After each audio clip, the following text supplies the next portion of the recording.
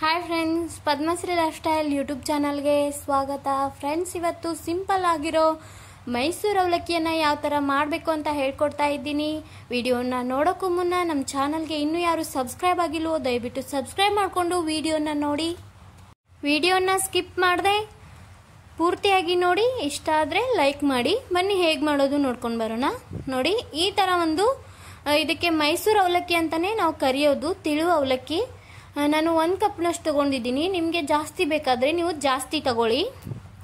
ನೋಡಿ, 2 ಈರುಳ್ಳಿಯನ್ನು ಈ ಥರ ತುಂಬಾ ಚಿಕ್ಕದಾಗಿ ಕಟ್ ಮಾಡಿ ಇಟ್ಕೊಳ್ಬೇಕು. ಮತ್ತು ಸ್ವಲ್ಪ ಕರಿಬೇವನ್ನು ತೆಗೆದುಕೊಳ್ಬೇಕು. ಮತ್ತು ಕೊತ್ತಂಬರಿ, ಹಸಿರು ಮೆಣಸಿಕಾಯಿ ಈ ಥರ ಕಟ್ ಮಾಡ್ಕೊಟ್ಕೊಂಡಿದ್ದೀನಿ.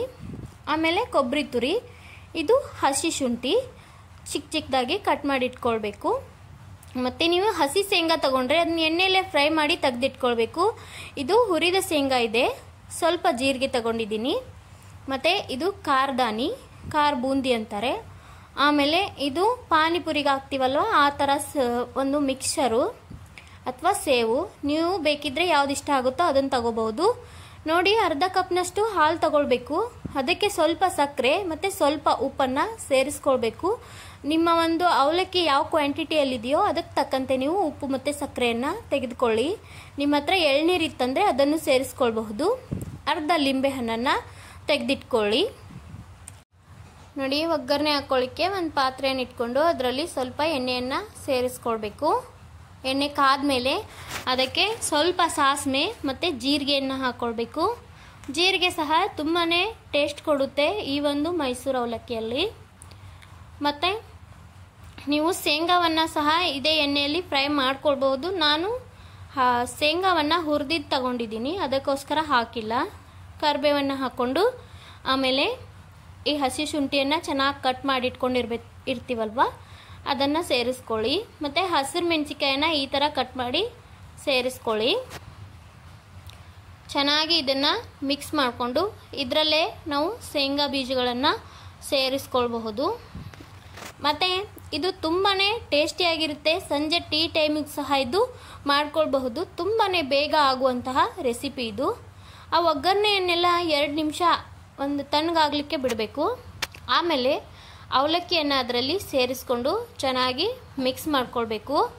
ಈ ಅವಲಕ್ಕಿಗೆ ನಾವು ನೀರು ಏನು ಸೇರಿಸಲ್ಲ, ಏಕೆಂದರೆ ತುಂಬಾ ತಿಳುವಾಗಿರುತ್ತೆ ಇದು, ಅದಕ್ಕೋಸ್ಕರ. ನೋಡಿ, ಈರುಳ್ಳಿಯನ್ನು ಸೇರಿಸ್ಕೊಳ್ಬೇಕು. ಮತ್ತು ಇದು ಹಸಿ ಕೊಬ್ಬರಿ ತುರಿ, ಇದನ್ನು ನೀವು ಮಿಕ್ಸಿಗೆ ಸಹ ಹಾಕ್ಕೊಳ್ಬಹುದು. ನಾವು ರೆಡಿ ಮಾಡಿ ಇಟ್ಕೊಂಡಿರುವಂಥ ಎಲ್ಲ ಪದಾರ್ಥಗಳನ್ನು ಇದರಲ್ಲಿ ಸೇರಿಸ್ಕೊಂಡು ಚೆನ್ನಾಗಿ ಮಿಕ್ಸ್ ಮಾಡಿ. ಆಮೇಲೆ ಇದೇ ಪ್ರೊಸೆಸ್ನಲ್ಲಿ ನೀವು ಎಳ್ನೀರು ಸಹ ಹಾಕ್ಬೋದು. ಒಂದು ಅರ್ಧ ಕಪ್ನಷ್ಟು ಇದ್ದರೆ ಹಾಕ್ಕೊಳ್ಬೋದು. ಎಳ್ನೀರು ಇಲ್ಲ ಅಂದಿದ್ದಕ್ಕೆ ನಾನು ಈ ಹಾಲನ್ನು ಮತ್ತು ಸಕ್ಕರೆನ ಸ್ವಲ್ಪ ಉಪ್ಪನ್ನು ಮಿಕ್ಸ್ ಮಾಡಿ ಸೇರಿಸ್ಕೊಳ್ತಾ ಇದ್ದೀನಿ. ಎಳ್ನೀರು ಹಾಕಿದ್ರೆ ಸಹ ಟೇಸ್ಟು ತುಂಬಾ ಚೆನ್ನಾಗಿರುತ್ತೆ. ನೋಡಿ, ಒಂದ್ಸಲನಾದರೂ ರೆಸಿಪಿಯನ್ನು ಟ್ರೈ ಮಾಡಿ, ಚೆನ್ನಾಗಿರುತ್ತೆ. ಮತ್ತು ಒಂದು ಅರ್ಧ ಲಿಂಬೆ ಹಣ್ಣನ್ನು ಸಹ ಇದರಲ್ಲಿ ಹಿಂಡ್ಕೊಳ್ಬೇಕು. ಅದು ಕೂಡ ತುಂಬಾ ಟೇಸ್ಟ್ ಕೊಡುತ್ತೆ. ಇದನ್ನು ಸಹ ಹಾಕಿ ಚೆನ್ನಾಗಿ ಮಿಕ್ಸ್ ಮಾಡ್ಕೊಳ್ಳಿ. ಆಮೇಲೆ ಕೊತ್ತಂಬರಿ ಸೊಪ್ಪು ಜಾಸ್ತಿ ತಿನ್ನೋರು ಜಾಸ್ತಿ ಸಹ ಹಾಕ್ಕೊಳ್ಬಹುದು. ಹಾಕ್ಕೊಂಡು ಚೆನ್ನಾಗಿ ಮಿಕ್ಸ್ ಮಾಡಿ. ಮತ್ತು ಖಾರದಾನಿ ಇದನ್ನು ಸಹ ಹಾಕ್ಕೊಳ್ಳಿ. ತುಂಬ ನೆನೆಯೋದಕ್ಕೆ ಬಿಡಬೇಡಿ. ಇದು ಕ್ರಿಸ್ಪಿ ಆಗಿದ್ರೇ ತುಂಬಾ ಟೇಸ್ಟಿಯಾಗಿರುತ್ತೆ. ಈಗ ರೆಡಿಯಾಗಿದೆ. ಕೊತ್ತಂಬರಿ ಸೊಪ್ಪನ್ನು ಲಾಸ್ಟ್ಗೆ ಹಾಕ್ಕೊಳ್ತಾ ಇದ್ದೀವಿ. ಇದನ್ನು ಸಹ ಚೆನ್ನಾಗಿ ಮಿಕ್ಸ್ ಮಾಡ್ಕೊಳ್ಳಿ. ಈಗ ಸರ್ವ್ ಮಾಡಲಿಕ್ಕೆ ಮೈಸೂರು ಅವಲಕ್ಕಿ ರೆಡಿಯಾಗಿದೆ. ನೋಡಿ, ತುಂಬಾ ಟೇಸ್ಟಿಯಾಗಿರುತ್ತೆ. ಒಂದ್ಸಲನಾದರೂ ಟ್ರೈ ಮಾಡಿ. ಮತ್ತು ಇನ್ನೂ ಯಾರು ನಮ್ಮ ಚಾನಲ್ಗೆ ಸಬ್ಸ್ಕ್ರೈಬ್ ಆಗಿಲ್ವೋ ದಯವಿಟ್ಟು ಸಬ್ಸ್ಕ್ರೈಬ್ ಮಾಡಿಕೊಂಡು ವಿಡಿಯೋನ ನೋಡಿ. ಮತ್ತಷ್ಟು ಆರೋಗ್ಯಕರ ರೆಸಿಪಿಗಳೊಂದಿಗೆ ಬರ್ತೀನಿ. ಬಾಯ್.